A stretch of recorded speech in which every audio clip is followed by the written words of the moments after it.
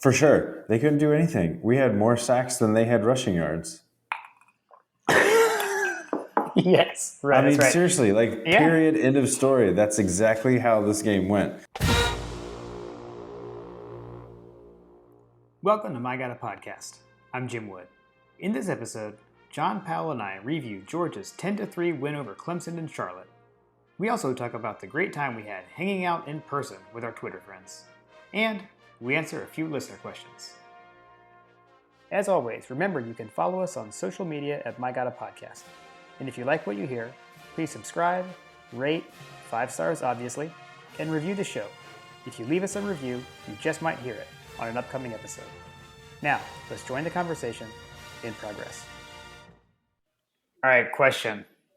Because I think I may have said this at the game, but I'm not sure. When was the last time we had actually seen each other in person before this past Saturday?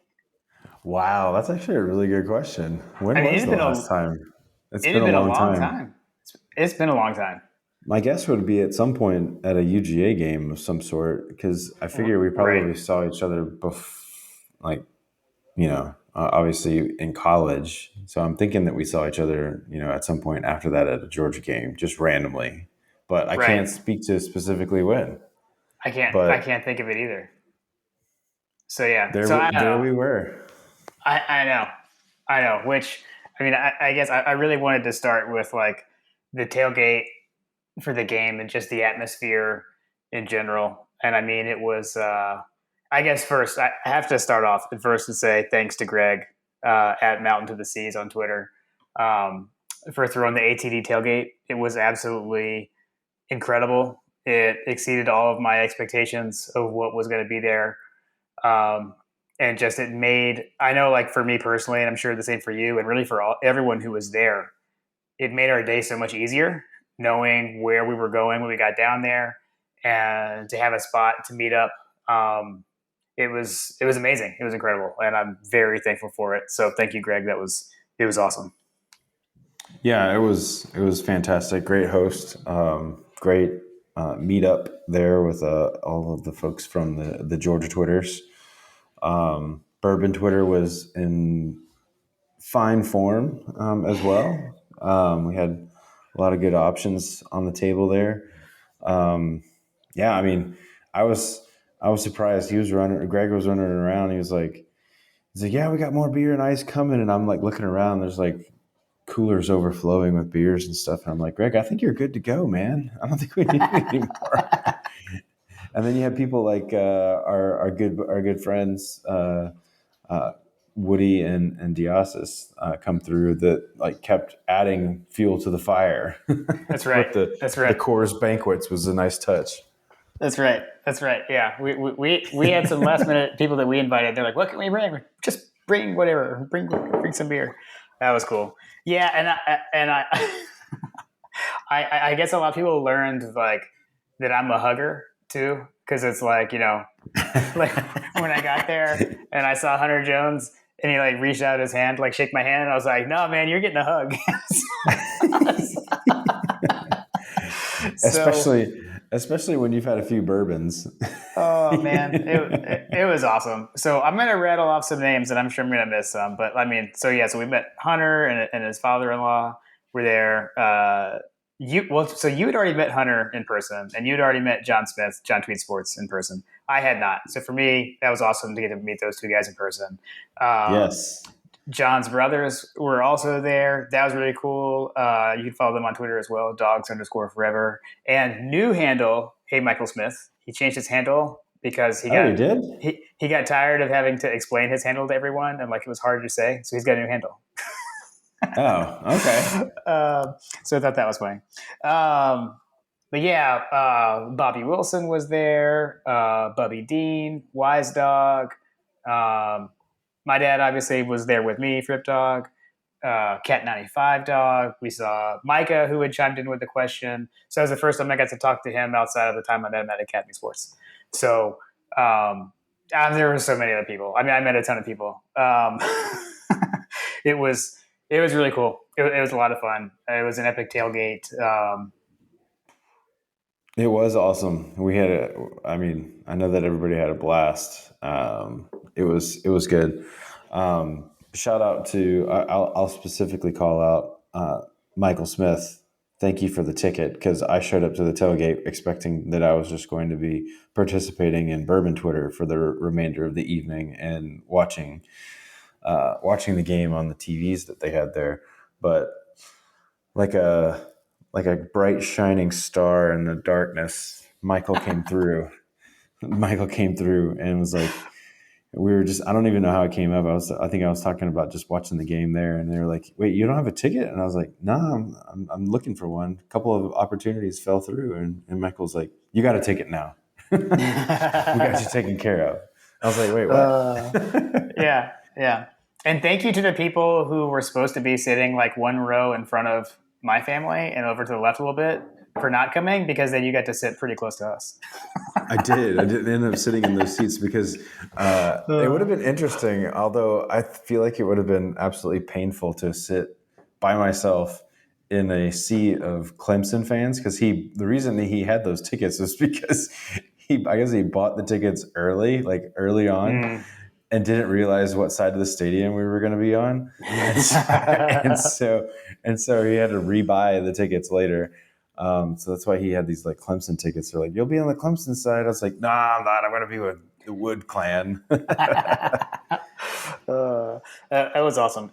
And I do feel like going to this, and it took a little convincing early on, not so much like, I don't know, when we first started talking about it, but my wife came because she always makes fun of me for my Twitter friends. And like her being there and actually like meeting them too definitely helped me. Yeah, yeah. And Because you're she's like, always like, "Oh, you and your Twitter people. I'm like, whatever.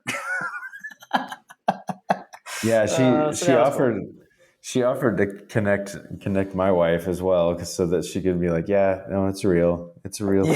thing. They're not pretend." It was awesome. So it was all around awesome day, and then it was great just to be in the stadium again. Um, didn't neither of us went to any games last year. I guess I guess it wasn't a totally full stadium because, like we said, there were some empty seats right by us, and you were able to sit there. But it was pretty full. It was pretty close to capacity, I would say. The crowd was great. I know one of the things we talked about was, would it be like Georgia fans versus Clemson fans? I definitely felt like out and about, I saw more Georgia fans than Clemson before the game, except when I walked by like the Clemson meetup bar at Clutch Kitchen and Poorhouse. Um, that was packed with Clemson people. But other than that, I mainly saw Georgia people out and about. In the stadium, it felt about 50-50, I would say. But it's hard to tell, right? Because of like red and orange being so close, in color shades. So it's kind of hard to tell. It wasn't really until the fourth quarter when we did the light up Bank of America. We did, I guess. And then like you saw all the phone lights on the other side of the stadium too, amongst what you assumed were Clemson fans. So I would say we were over 50%. I don't know how much, but I do feel like it was more Georgia than Clemson. It did seem like that we had the slight edge, and I've seen other folks describe it as such. It was like, yeah, it's probably slightly more Georgia. Yeah. I don't know, when you're looking at it from far away, like sometimes the orange kind of blends in with the red, but um, I thought it was pretty good. Hunter probably has the best video of light up Bank of America. If you're interested in seeing his video, you should probably get him to DM it to you, because it's pretty awesome. It has amazing commentary as It well. has So amazing I'll commentary. just leave it at that. All right. So as for the game itself, I mean, it went exactly like we thought it would. It was so weird. It was like they were in our head, just dialing up everything that we talked about, and we felt like geniuses. We weren't the only Yeah. ones. Every pundit in the planet was predicting the same thing. Oh my gosh. You know what? I wish I could remember. I did see somebody Saturday morning said that the under was the play.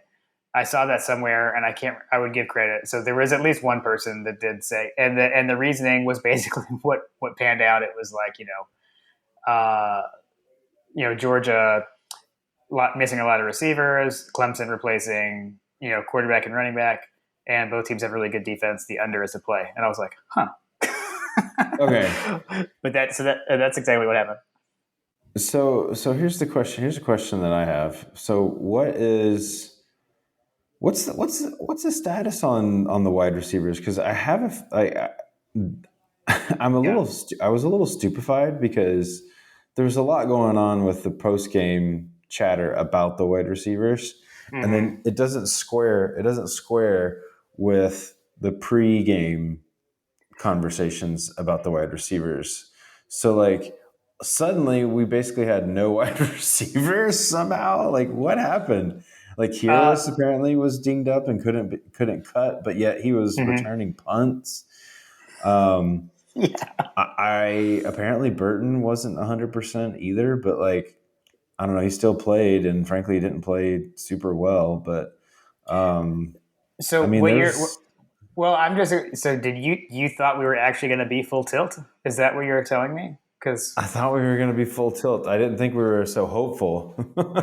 we know that you can't trust what Kirby says. I so as far as like things that you don't notice in the stadium, I mean, I remember like after the game, I actually looked at the box score. I mean, because so we were up in the 500 level. I wear glasses, things like that. I did not bring the radio, right? So I did not have Scott Howard Yeah. telling me exactly what happened, right? So I was totally out. I mean, so as far as the receivers go, I was like, wait, Kyrus Jackson had 0 catches. I was like, this is all weird. And then I was like, wait, he didn't even play a snap on offense. So yeah, I agree. I mean, that was weird. I mean, so we knew he'd had offseason surgery, and I mean, if you remember, like one of the reasons we were hardcore Munsoning at one point was, Burton got hurt. I don't even remember when it was. Was it in the spring? It was either in the spring after Pickens got hurt, or it was early in fall camp. And when it happened, all the rumors were all over Twitter and message boards and such. And we thought he was done for the year like Pickens, but it turned out to be less not as bad. So I guess he's still coming back from that. Yeah, and I don't know. I guess that's it, right? Because we knew we weren't going to have Gilbert. Um, we knew we weren't going to have Pickens. So Mm-hmm. Well, yeah, I mean it was tough. I mean it showed, right? It definitely showed. yeah, for sure. There was definitely, I don't know.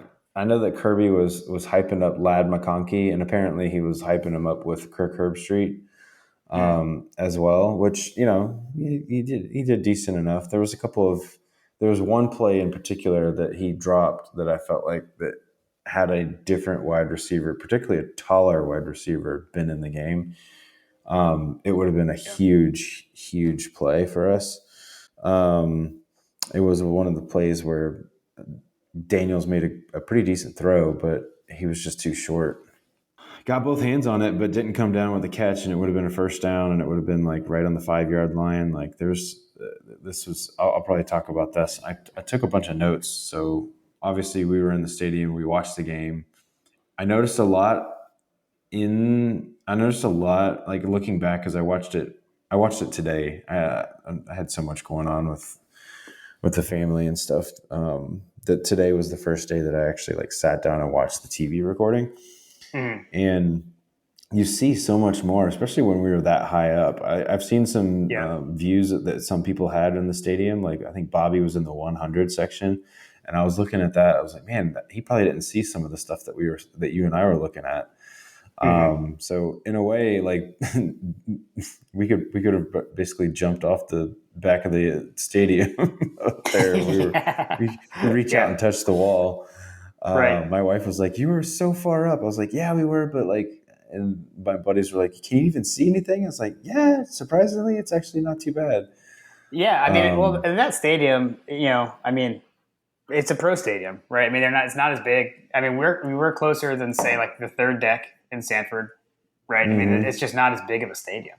So Yeah, dude, that third deck in Sanford, you definitely can't see anything. yeah, yeah, um, yeah.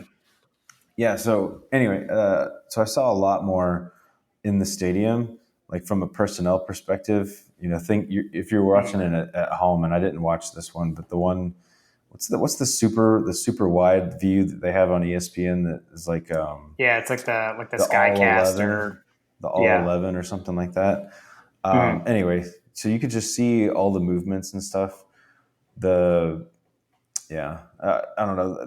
But there was some stuff that I was looking for that I felt like I remembered from being that high up that I couldn't really tell on the TV on the TV replay. Maybe I'll go back and Gotcha. watch the all 11, or someone super smart like Graham and Dog Stats will actually be able to highlight what I was looking for.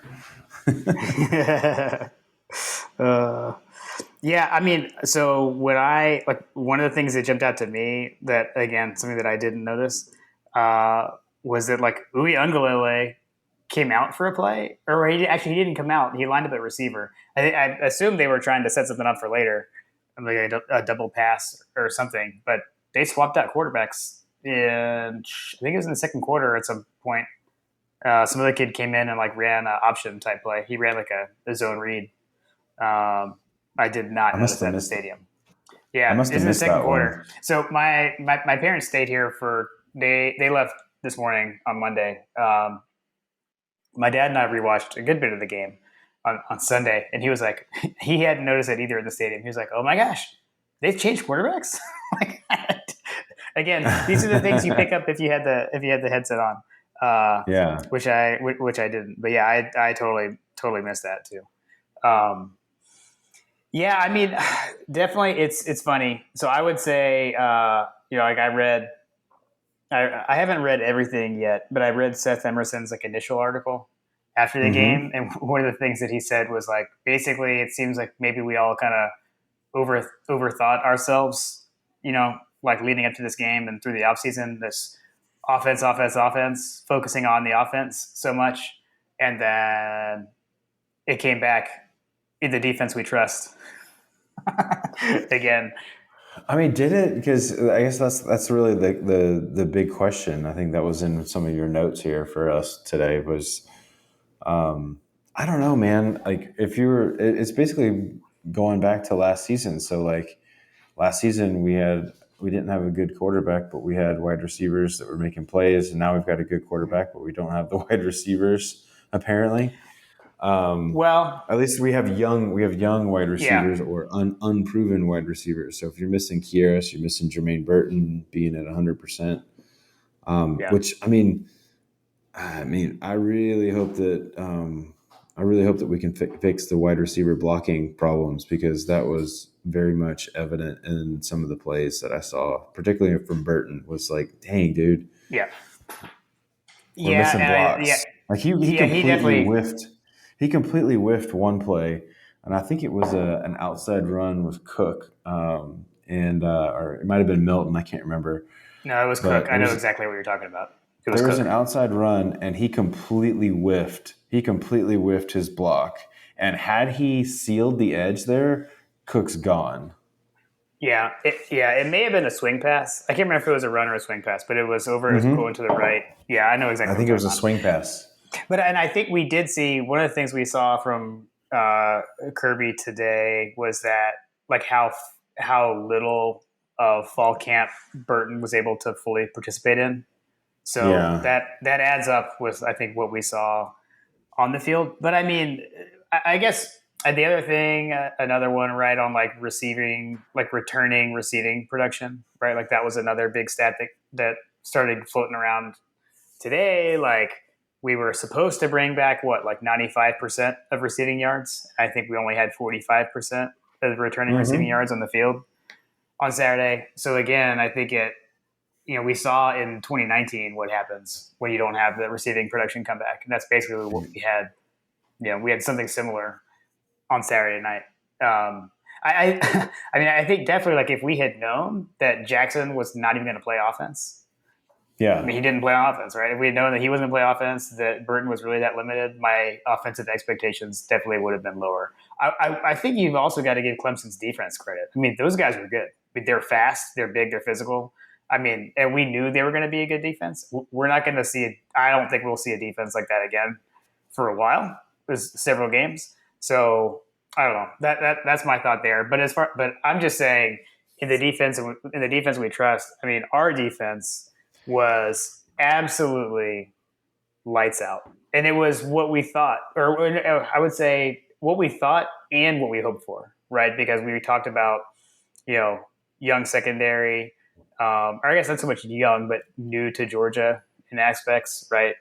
Veterans at Mm-hmm. safety. But, and then when you've got that, how do you protect them with a great pass rush? Pass rush. I mean, 7 sacks. I think we pushed. We took the push on over under 3 sacks. We hit it with 7 in the game. Adam If you Anderson, could, Nolan Smith, everyone was as advertised. It was unbelievable. so let me ask you a question. So if someone told you before the game started, Hmm. and they gave you the one hint that they gave you was that they were going to have 7 sacks in the game, Yeah.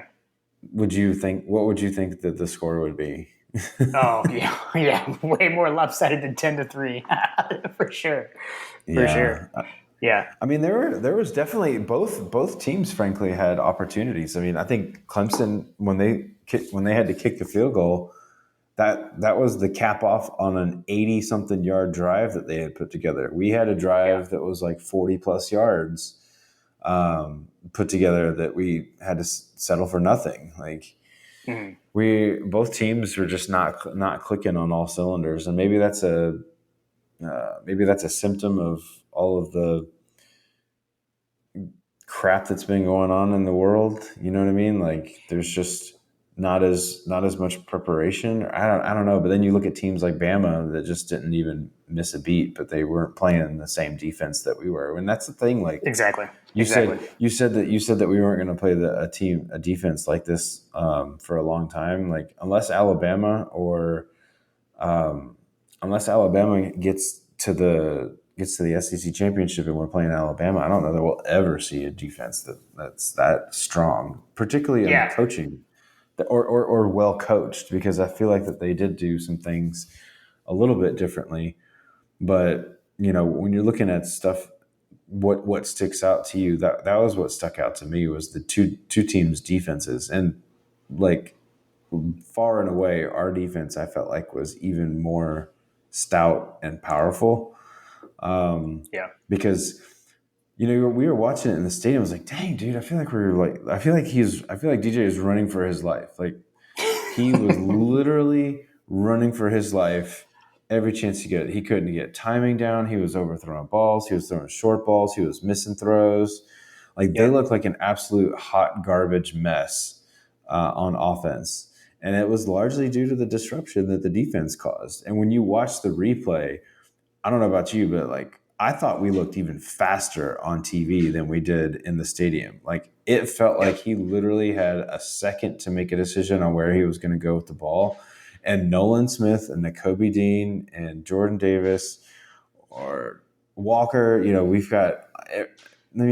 we had so many weapons that we were throwing at them. I think at one point, Jordan Davis ran literally right through two 300-pound dudes. Like he just ran right through them. yeah. Uh, It was Nolan incredible. Smith, Nolan Smith bull rushed one of their tackles and Yep, literally pushed him to the ground. A linebacker literally pushed an offensive lineman to the ground. yep. It was incredible. I mean, and again, something I wasn't up to speed on. I guess I was so looking at pronunciation guides before the season, I missed some number changes because Quay Walker was wearing number 7. And when I first saw him on the field, I was like, Tyreek Stevenson transferred. What happened? Who's 7? So that took me a minute. I had a mental moment in the stadium for that one. But yeah, man. I mean, and the other thing too, like watching the replay that I noticed was how frequently, like on those sacks, that I feel like they could have called holding and didn't, and our guys just didn't care. They just they went through it and they got to the quarterback anyway. So that was incredible. Christopher Smith, I mean, he played a heck of a game. Obviously, had the play of the game, the pick six. Um, read DJ like a book. I think he kind of baited him into that throw a bit, and took him to the house. And I mean, that was amazing. And that wasn't his only great play, too, right? I mean, he had a heck of a game. Very proud of the secondary. That was the area we were worried about. Other than that one drive, right? The 87-yard drive you mentioned, right? But even on that one, the reason they didn't score a touchdown was because Brini had a pass break up the back of the end zone, right? So again, someone who we were not counting on starting. Um, we're supposed to have. I'm blanking. The West Virginia transfer is supposed to be there, right? Tyke Smith. He's supposed to be there Mm-hmm. instead, and Brini stepped up to the challenge. So I don't know. I mean, you can't. I feel like you can't say enough about the defense. It would have been interesting to see like how Tyke would have changed things because, I mean, yeah, obviously front seven, absolutely safety position, lights out. Yeah. The cornerback positions are question marks for me. I don't understand some of the like they got themselves and gave up some pass interference calls that were totally unnecessary. Like Well, I there was the one that like was unnecessary. That first one on Ringo, I felt like was a garbage call. But there was another one that the was one where he bad. dragged him to the ground. No. The first one, Oh, okay. the one in the first quarter, the one in the first Okay. quarter. He did not like he didn't do anything, and he let the ref know it. We put a gif from the podcast on that one. But he was confused and he did not agree with the assessment of the official. But yeah, I mean, so yeah, but they were they're Amir Speed had one as well that was like, come right. on, dude. Yeah, but I mean, again, that's kind of what we expected, right? And then Yeah. like knowing that and then holding them to 3 points. I think I feel like you can't ask for anything more. Um, It'll be interesting to see how teams try to attack this because in many ways I felt like that their biggest play was throwing it deep and hoping and praying that there was going to be a pass interference because that's literally how the best way that they had to move the ball. That right. and that or just like go out there, tell everybody to line up, figure out where Nagata is and throw it to wherever it is that he is. Because that Yeah. guy Right. caught everything that was thrown his way, it felt like. Yeah. Color me underwhelmed about the other wide receivers, but I'm not so sure if it's the wide receivers more so than it is the quarterback. I don't know if he had the yips or what, but color me completely unsold on DJ being an elite quarterback. Yeah. I like how you I'm avoided sh- saying his last name. Good job. I'm sure their quarterback. I'm sure their quarterback is going to put up numbers, but like what was it your dad said? I don't know if we want to quote him on this. I don't want to put him on the spot, but Oh, we're fine. He put it on Twitter. He said that he we did played that we played him like a ukulele is what he said. played him like a ukulele. And then someone replied, and I'd have to go look it up, but I know someone replied and said that we played him with a pick. Nice. So that was good. But yeah, I agree. I would say Justin Ross looked good, and then number 10 looked good. Nata, I think. Those guys Nagata. both. Yeah, they did look good. They looked good. Mm-hmm. But that was like all they had. I mean, I think replacing Lawrence and replacing ATM, they missed ATM big time. For sure, they couldn't do anything. We had more sacks than they had rushing yards. Yes, right. I That's mean, right. seriously, like, Yeah, period, end of story. That's exactly how this game went. Like, if you had a stat to literally circle and say, this is how this game went, we had 7 sacks. They had 2, freaking 2 rushing yards. yeah. That. That's just I mean, that's what ridiculous. I'm saying. In the defense, we trust, man. In the defense, we trust. This guy, and like, it is funny though. Like, again, man, like looking back to the things we were saying, I was like, well, in previous years, we couldn't hold up when we faced a juggernaut offense. If we had to keep up scoring, we couldn't. We're gonna find this out in the first game. Well, I'm not sure exactly what we found out, other than we found out our defense is amazing. So I don't know. We'll see. That's gonna be. There's a long ways to go, and I think, look, man, you come into a huge game like this, a top 10 matchup, and things aren't going your way on the offense, and we found a way to win. And I mean, otherwise, Yeah, like no, personally, like I don't care. Like you got to win. I mean, if we're being honest, like 10 years ago, we'd probably lose that game. You know what I Yeah, mean?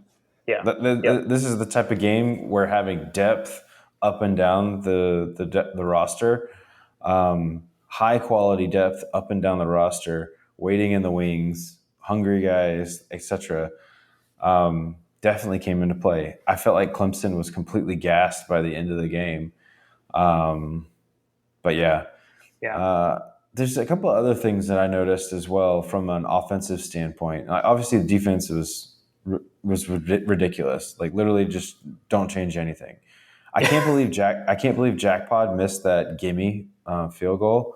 Yeah. Um, which Yeah. frankly, like I really hope that that's just a blip on the radar because every other facet of the special teams play was great. Other than, Mhm. I mean, it wasn't really his fault. Milton, the fumble. I mean, maybe that's a strategy. Maybe that's a strategy for Georgia is, you know, just kick it short and let the coverage team overrun it and hope that someone touches it. Yeah. Yeah. um, I don't know. To me, I felt like the Clemson guy touched it first, and even like when you watch the replay in slow motion, I feel like the ball changed directions, but whatever. We got the pick six like 4 plays later, 4 or 5. It was on that yeah. drive, so it Yep. ended up being a good Yep. thing. I felt the same. I felt the same way. I was like, you know what? It really doesn't matter. But here's all right. So from an offensive standpoint, what would you do differently, Jim? I have kind of a preloaded answer for this for myself, but I'm just curious. What do you change on the offense? What do I change? Yeah. We didn't. I feel like again, I haven't totally rewatched the game, but I feel like we didn't attack the middle of the field in the passing game. So, or much, I guess. So again, most plays we were trying to like get on the edge, attack the perimeter. Things were very Hmm. short, right? The pick that I will say the Daniels pick was pretty bad. Like I guess he just missed that linebacker. He didn't see him dropping in the coverage. So that was a bad decision. And I guess really, if you could say the game down to that, DJ's bad decision was even worse than JT's, and that was the difference in the game.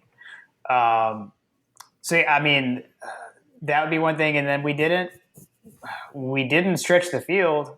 And again, you maybe know more about this than I do from your rewatching, but whether were we trying to, and JT was checking down, or he didn't have the time, right? Or were we not even attacking? Were we not even trying to go deep? Because it seemed like we tried to like all the time last year. Yeah. No. So a couple of things. All right. So after rewatching the game, I walked away like, oh wow, I guess I just didn't realize that in the stadium. But it did. We actually did throw the ball deeper more times than I thought we did. Okay. As I was rewatching it, there were several attempts to go, 20 plus yards that I feel like I was like, oh man, it seems like we were given it a decent shot.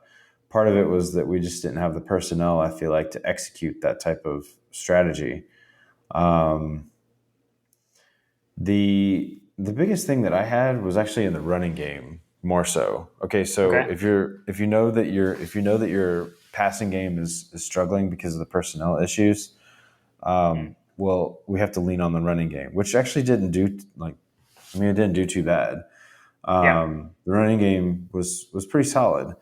So in my notes on the game, I mean, I'm gonna pull them up here real quick. In my notes on the game was Zamir is the guy. Like he Yeah. is the premier running back based on his performance against a really good defensive front, a really good linebacking core. Um, the the thing that I would change moving forward is I would never, ever, ever, ever run Kenny McIntosh up the middle again. Um, Yeah. that is where he goes to die right now. At least that's where he went in this game. Um, I don't know, man. Every time we sent him up the middle, it felt like Carlton Thomas, Mark Richt all over again. Like just the drive just died instantly. Mm. The other thing, we abandoned the run. Like there was one drive.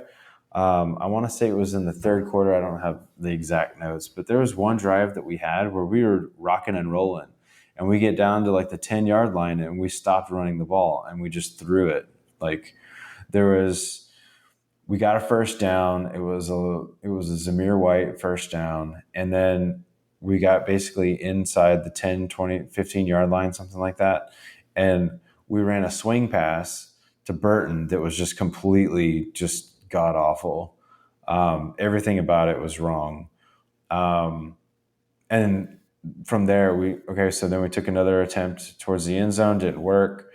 And then I think this was also in the same drive as the pass breakup where he threw the ball and we had two wide receivers converging on the ball at the same time. Yeah. And Bowers looked like he was clearly the target. Maybe I think it was Burton. I want to say it was Burton. I think it was Mitchell. I think it was Adonai Mitchell. I think I know. Adonai Maybe Mitchell. I know what you're talking about. Yeah, that was the last play of that drive, right before the field goal. One of them ran the wrong route. Is kind of what I'm thinking. Yeah, agreed. There's no reason to bring the wide receivers into that much traffic and the defenders along with them. Bowers, I mean, honestly, almost made a pretty amazing catch, but had he not been run into, I think that might have been a touchdown, actually. But, yeah, we definitely need to call out Bowers because that was, I think, the one thing we got right. we can kind of throw all of our predictions from before they came out the window. Other than we had a question around impact freshmen, and we both picked Bowers. And man, I mean, he was the leading receiver for the game. I would say, I mean, he was the bright spot. Him and Zamir White, I would say, were the bright spots on the offense. Right. Yeah, no. Zamir White to me was solidified himself. Yeah, it's not that Milton did bad. It's just that he didn't do great, in my opinion. So like, I don't know. There was just something missing. So Zamir turned something into nothing. He drove through players. He had yards after contact. I feel like when Kendall got the ball, he immediately went down. As soon as someone touched him, he was going down. Well, I mean, average. I mean, some of it's volume, right? I mean, so White had 13 carries, 5.7 yard average.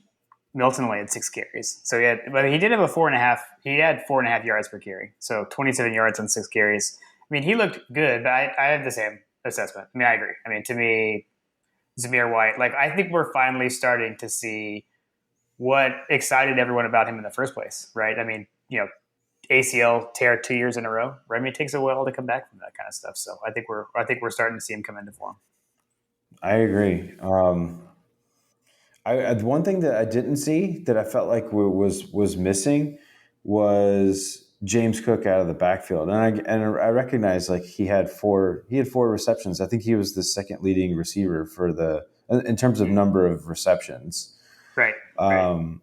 So we clearly were targeting him. I just feel like that we didn't really use him all that well. Like you said, that swing pass where he basically got blown up. His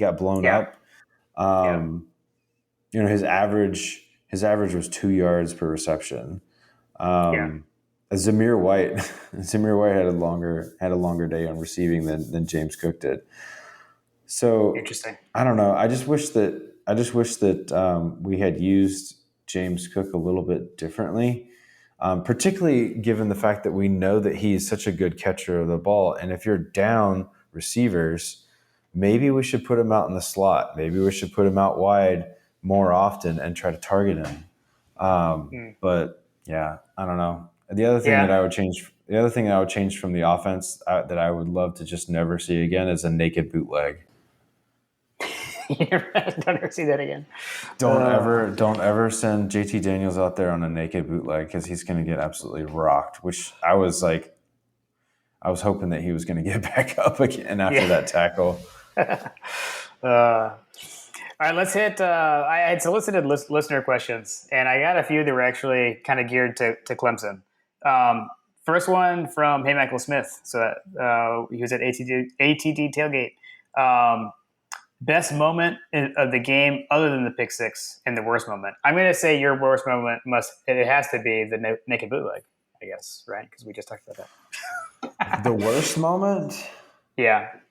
Like from a dog's perspective, I'm assuming. Yeah. I mean, the missed field goal was the worst moment for me. Okay. Just Okay. because it looked like, I'm not tooting my own horn. Like, I feel like I could have gone out there and kicked that field goal. You know what I Well, mean? you played Like, soccer. I mean, yeah. I mean, it was dead center. I think it Yeah. was what 30 something yards. It was Like, short. He it's pulled. a He put. It was gone. It was missed from the second he left his foot. I mean, you could yeah. on the replay. I didn't notice that in the stadium, but By and yeah. large, it's an extra point. Any other day of the week, 9 times out of 10, he makes that kick. So for me, it was the worst. It was the worst moment. Yeah. I guess my best other than the pick six was the clarification. For me, it would be Breeny's pass breakup because to me, other than the pick six, that was the play of the game. Because if he doesn't dislodge that ball in the back of the end zone, the game's tied. So that was the best moment for me. The other best moment for me was Zamir White running over people in the fourth quarter to ice the game, to basically ice the game. 3rd down and 2 from the Tigers 36. Everybody in tight. Handoff. Zamir White. He finds the hole. He got the first down. Oh, my goodness. He ran over a man at the 29 and kept his feet going down to the 24. He just plowed right through. Mario Goodrich, the cornerback, ran over him, threw him, and then buried him and threw dirt on him. That wasn't even planned. How did you have that queued up so perfectly? You didn't know I was going to say that. I had no idea. I've been waiting to. I was hoping somehow I would get to use it, and like that was perfect. So That was great. Yeah. No, dude. Like, I mean, what was it? I think we were in the stands. We were like, "My God, a senior." that was that. So that was. Okay. I may have yelled that to you, but that was a tweet. So that came in from Dog Stats. Dog Stats tweeted that and tagged the podcast account, which was epic. That was awesome. So I'm going to give the actual answer to this one. So this one comes from. This is a great handle, and he's submitted stuff before. So Sean H. His handle is @Atlanta Sean, but like the @ symbol is the A in Atlanta. I love that. So, anyways, he asks, why would a grown man voluntarily refer to himself as Dabo? So, I started thinking like I couldn't remember where it came from. Even like I don't know if you know. So I looked it up.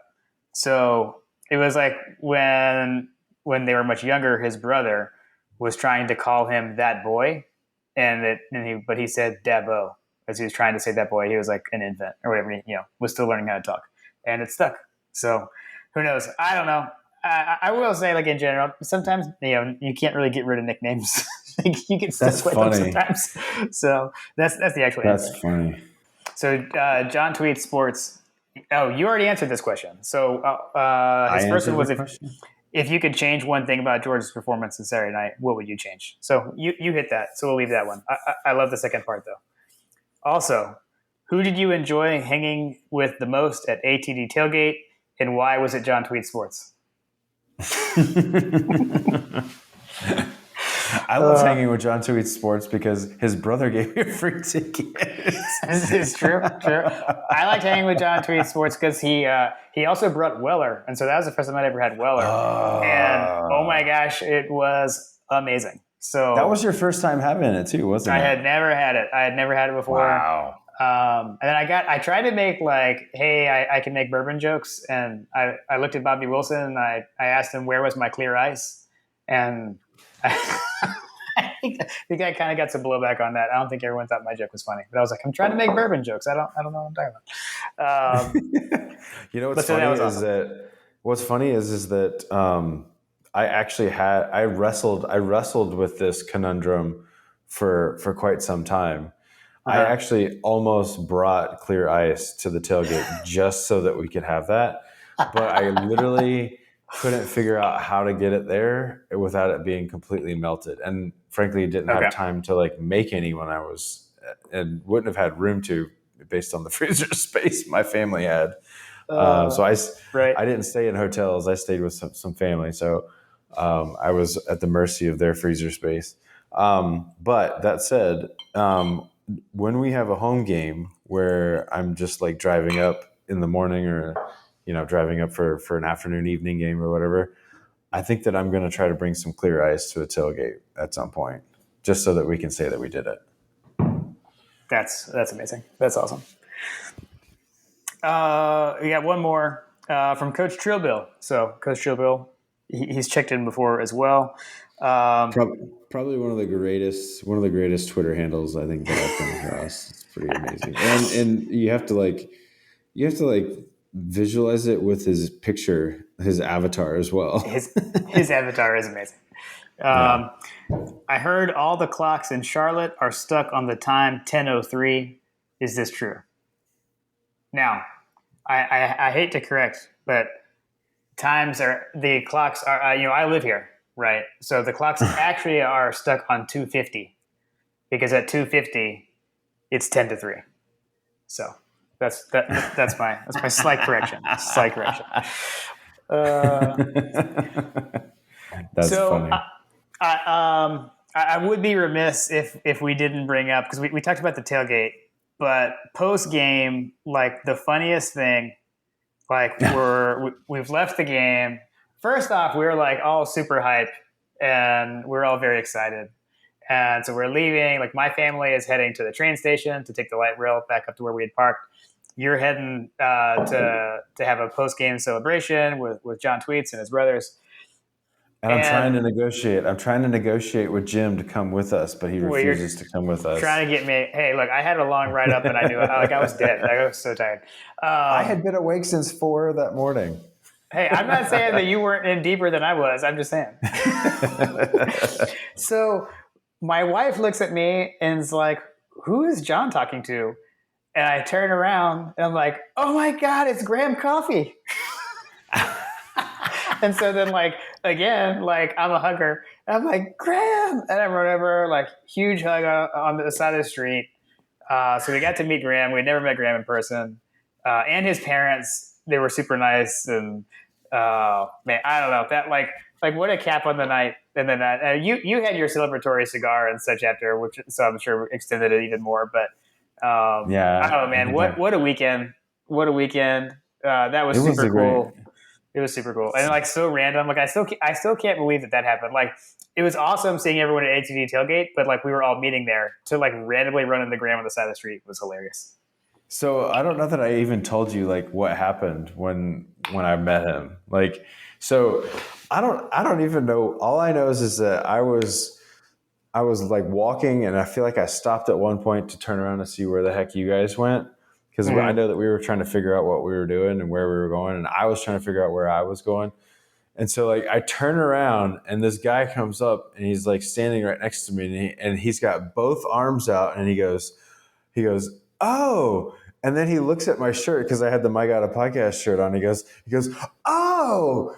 And then he's like, "Yeah!" And he like grabbed me. He's like, "Yeah!" And I was like, "Yeah!" We both just had like this epiphany. I was like, "I know you. I know you." Oh man, it was so awesome. I feel like that's what it was like all weekend. I feel like that's what it was like all day. I know you. That's what Wise Dog came up to me. He was like, "I know you." Well, and like Wise Dog, like was several people. So like Wise Dog, we definitely had the moment with him. Like I was talking about, like when I talked about with my dad at at Blind Pig the one time. Like Wise Dog walks up and he's like, "Hi, I'm Wise Dog," and I was like, "God, yes, that is so awesome." The Twitter handle introduction was amazing. We'd have to, since we're mentioning all the Twitter all-stars, I would be remiss if I didn't at least mention, like, I almost got a little tired of answering the question, "Where's Fripp Dog?" Do you know Fripp Dog? Where's Fripp Dog? So your dad is like the in-demand person. So like whenever people were talking about like, whenever they would come up to me and they'd be like, "Where's Fripp Dog?" And be like, "Oh, let's see." And I would point him out, off in the distance, hanging out with Ponda or someone else. And then they'd be like, "Okay, I'll go talk to him." "Who are you? Are you on Twitter?" And I was like, "Well, I got a podcast." And then I would have to describe it like, "Well, do you know Jim Wood?" I was like, "No." I was like, "Well, it's Fripp Dog's son. And they're like, oh, okay. I definitely had that come to me. I think it was with Cat 95 Dogs. I went up to her because I recognized her from her profile picture, and I was like, "Hey, are you Cat 95 Dog?" Like, just total awkward. It was hilarious. And she's like, "I am." I was like, "Oh, I'm Jim Wood, PMP." She was like, "Oh, you're Fripp Dog's son." I was like, "Yes, I am." Yes, I am. Too funny. It's so funny. Yeah, man. Epic tailgate, epic game weekend. We need to put some glasses on it and figure out when the last time we were in person with each other. Because I mean, this podcast has all been on online. It's so all been that was online, awesome. yeah. It was great. It was great to see you because we hadn't seen each other in forever. It was awesome. good. It was good to see you because I could see you from a distance because I knew the hat. your 7'6" hat, your Coach Dooley hat was just amazing. Did go with the 7'6" hat and then the. I know your girls were making fun of you, but it was an awesome hat. I felt like it worked. I felt like I pulled it off. So I think that might be my new every game hat. That was fun. I liked it. I would wear it. Awesome. All right, man. Well, I think we can put a bow on the Clemson game. In the defense, we trust, and a win is a win, and it feels good to be 1-0. Agreed. You know what? This is what I kept telling the guys at the cigar bar when we were just sitting down reflecting about the game. Beats the hell out of losing. Amen. Amen. Go Dogs. Go Dogs. Pace in the backfield with Uiagalelei. He's in the shotgun. 2 receivers to the right and 2 to the left for the Tigers, who are moving to our left here in Charlotte. Quick throw. Picked off. Intercepted Chris Smith. He might have a shot at going to the house. 40, 30, 20. Far sideline. They dive. They don't get it. Touchdown. Pick 6. Georgia strikes first.